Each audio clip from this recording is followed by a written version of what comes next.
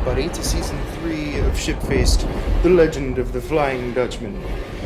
Here with me as a special guest tonight is Super Billy Jilly, aka Travis. Welcome, Travis. Thanks for coming. Glad to be here.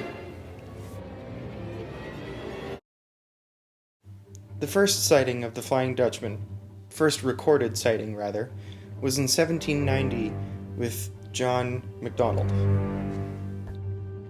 According to John MacDonald's notes in his travels to Europe, Asia, and Africa, his encounter with the Dutchman was during a calamitous storm at sea near the southern Cape of Good Hope of Africa.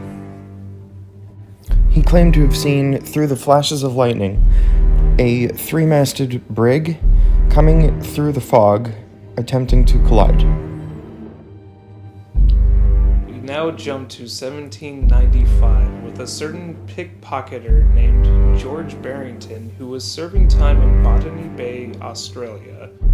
His writings consisted of two Dutch ships sailing together towards the Cape of Good Hope when a storm overcame them. Only one ship made it to shore, and upon its return trip back to Europe, crew members aboard the ship claimed to have seen the vessel in the shadows of the clouds, and thus claimed it to be the Flying Dutchman. The next sighting took place in 1881.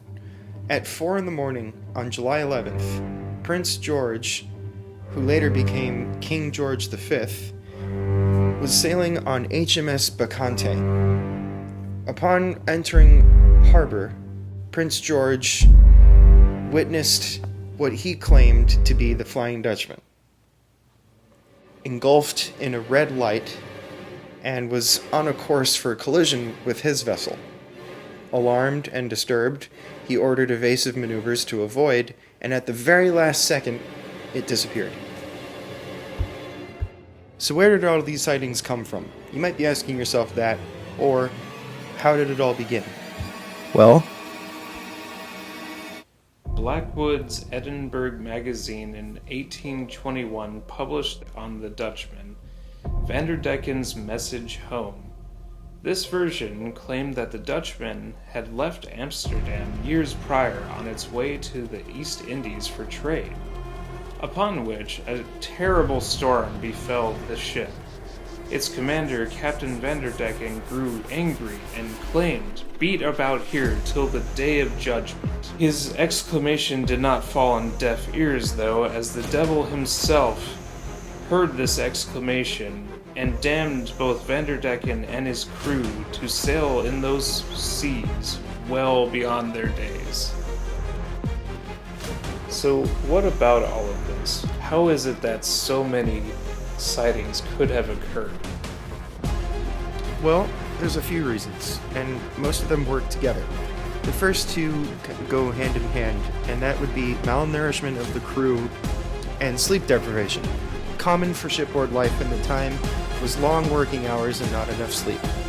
This lifestyle was typical for the time period from the 1600s up to and including the mid-1800s. Not to mention that during this period of time, people were generally more superstitious than in modern times. Even up into the early 1900s, this was true. And of all the people to be superstitious, mariners were number one on that list for sure. One widely accepted explanation for all of these sightings is a mirage known as the Fata Morgana. It's when atmospheric conditions are just right that the refraction of light causes a reflection of a ship or another object beyond the horizon. And looking at this from afar, sometimes the ships would look like they're even floating in the sky, or even sometimes it would reverse the reflection, causing the ship to seemingly be flying upside down along the horizon. Just think about that for a second. Imagine being a sailor in the 1700s or earlier and seeing something like that. And not to mention the fact that a lot of these were brought on with an eerie glow behind said mirage. Yep.